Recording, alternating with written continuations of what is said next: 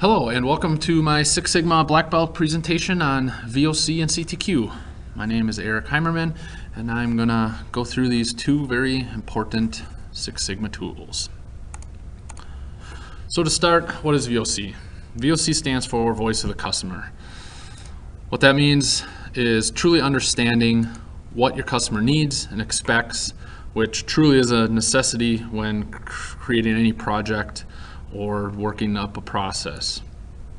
So having this understanding will allow your customer's needs to then be turned into measurable characteristics, otherwise known as CTQs, which we'll talk about in a little bit. So how do we learn what our customers want and need? Well, many ways, including surveys and interviews. I'm sure most of us have been asked to take a survey. Maybe it was on the bottom of a receipt. Maybe you got an email after staying at a hotel. Focus groups, getting a group of people together to discuss what they expect from a product or service, taking what you learn from them. Suggestion box, probably not as common as they used to be, but you still see some of these hanging around various places. And observing customers. This is probably done more, I think, than people realize. It doesn't necessarily mean somebody, hiding behind a sales rack watching. But if you think about it, when you go into Walmart, you got the app on your phone, you open it, you're agreeing to, allow them to watch what you're doing. Same with Amazon. They're constantly collecting data and information on what you're looking at, what you're putting in your cart, what you're buying. So again, collecting that VOC data can be done in numerous ways. So we have the data. What do we do with it? Well, a CTQ tree is a tool that takes that data and, as mentioned earlier, quantifies it and turns it into something we can actually measure. It pinpoints those critical to quality requirements, aka CTQs, that customer needs. Well, how does it do that?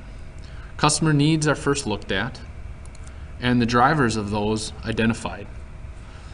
From there, CTQs are pinpointed and appropriate measures can then be identified from that.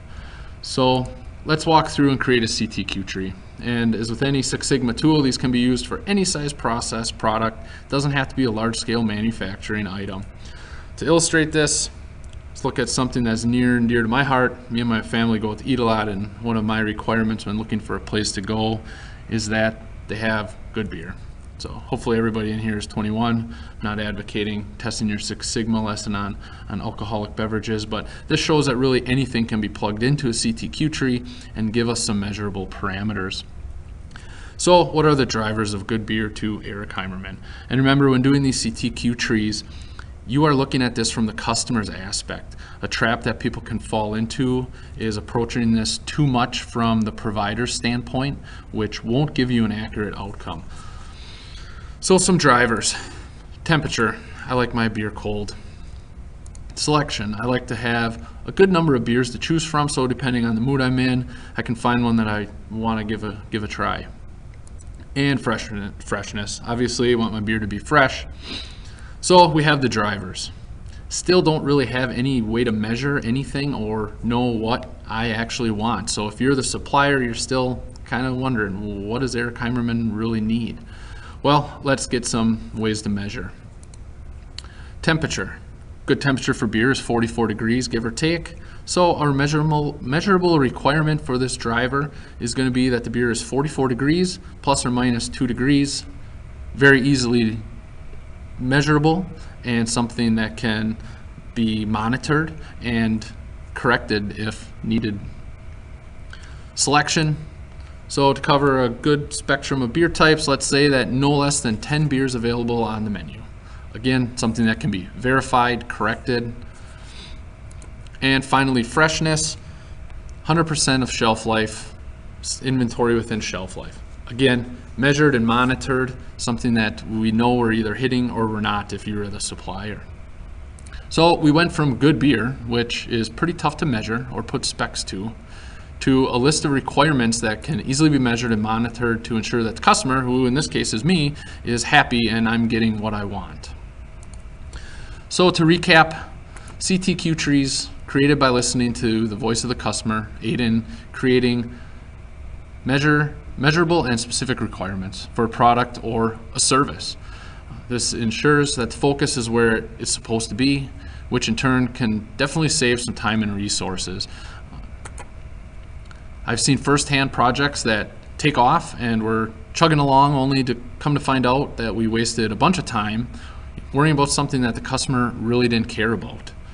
So, very important. For the second part of my presentation, I'm going to be talking about the SIPOC. What is a SIPOC? Well, once again, another tool, but this one, instead of looking at customer needs, is going to focus on an actual process. And it does it by looking at the inputs and the outputs. And SIPOC, acronym standing for the S is the suppliers, I being the inputs, P being the process, O being the outputs, and C is the customers. So what does a SIPOC look like? Well, in short, they can look a lot of different ways. Numerous templates around online in Excel, PowerPoint, but really they can be even drawn up on a whiteboard or a sheet of paper. They all are going to look different, but they will all have the same content. And remember, the more complex the process, the more complex the SIPOC is going to be. So let's go through and take a look at these. So the first letter S, which stands for suppliers, simply means where's the stuff that's needed coming from? Where are we getting it? Can have multiple suppliers with multiple items depending on the size and the scope of the process. And don't forget, indirect suppliers that supply things like electricity needed or maybe the water that's used. And also don't forget that suppliers can be both external and internal. Maybe the process needs something from an IT or maintenance department to be completed, or another department in the building. So we have the suppliers giving us the inputs. Again, those are the things. What are those things that the suppliers are giving to us? Most processes will have more than one, and they'll probably be both tangible and intangible. What that means, tangible, things you can touch, the raw materials, maybe a machine, land, but also the intangible things, getting a little ahead of myself here, intangible things, recipes or code. Maybe it needs something, some computer programming from the IT department to work right. Labor, people lifting the boxes, all things you can't touch or see, but are important to actually get the process done. Permits, copyrights. Moving on to the process. Here's where we actually get going here. What is happening? Who's doing it? Is it being done by a person? Is it being done by a machine? Where is it happening? And remember, depending on where it's happening, location might require extra process steps to go in. So always be thinking when you're making up the SIPOC, you might have to add extra process steps, including transportation. And how is it being done? Are you utilizing all the inputs listed? This is also a good spot to kind of figure out when putting a SIPOC together.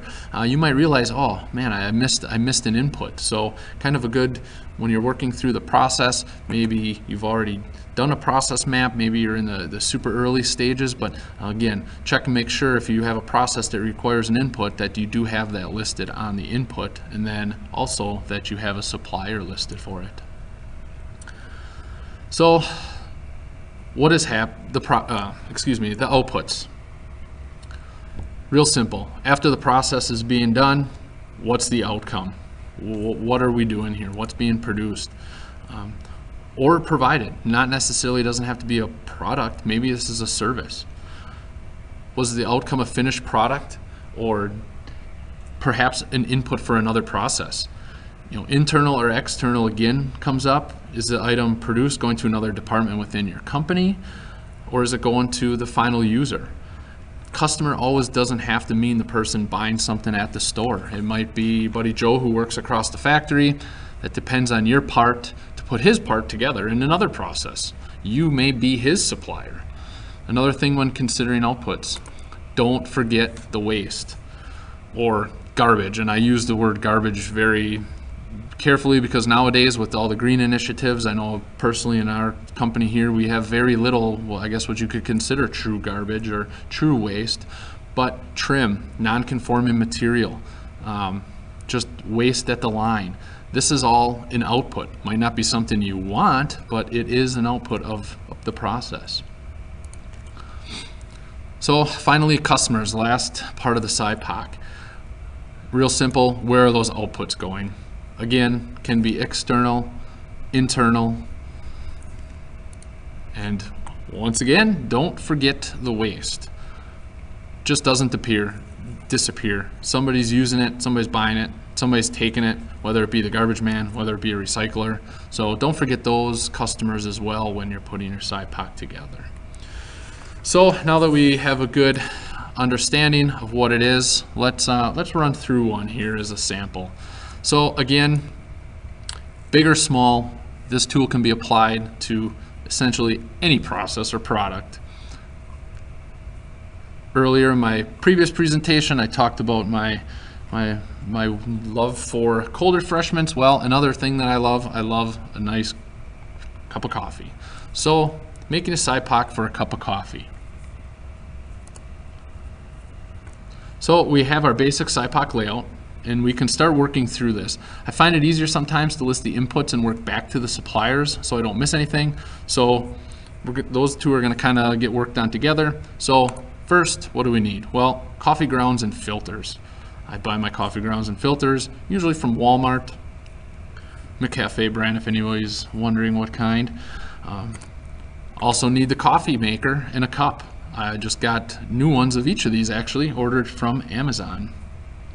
And then those other things like the water, which I get from my local village, and the electricity, which is supplied by We Energies. Once we have all of our inputs, now it's time to actually start working through the process. Filter goes in the basket, pouring the grounds into the filter. I usually don't do any measuring, I just pour in. In my opinion, you can't really have too black coffee, so fill it up with grounds. The water goes in, close the lid and install the pot. And I just want to highlight this. This is a very important step. Anybody else that has forgotten to put the pot or carafe back in the coffee maker and then turned it on and had to clean up the mess all over the countertop will certainly know what I'm talking about. Next step, turn on the coffee maker. And of course, when it's over, I pour the brewed coffee into my cup and enjoy my coffee and dispose of the filter and the grounds. So what were our outputs in that process? Well, obviously brewed coffee, but also the filter and the grounds. Those need to go somewhere. And one could even go further and say we now have a dirty pot. For those of you that wash the pots often or maybe rinse them out, that dirty pot will then become an input for another process known as washing the dishes. So who are the customers? Well, obviously me, but also the garbage company. Advanced Disposal, they're going to come on Monday morning and they're going to pick up that garbage bag with my coffee grounds in it. So in closing, again, SIPOC, super useful tool that can apply to any process, big, small, in the manufacturing, sales, service, you name it. If something's being produced or provided, it takes an input and a process. And before we go, one thing I did want to mention, when looking around, you might come across the term COPIS. Same tool, however, it's done in reverse order. This is done to place a little extra attention on the customers. Maybe great for new teams or new processes. I actually find it easier to work through backwards, maybe on something that I'm not so familiar with. I ask myself, start at the customer and work back. Both great tools, depending on what works better. You'll see both of them. So that's it. VOC and SIPOCs, CTQs, very important tools that every project team needs. Thank you for your time and good luck in your project.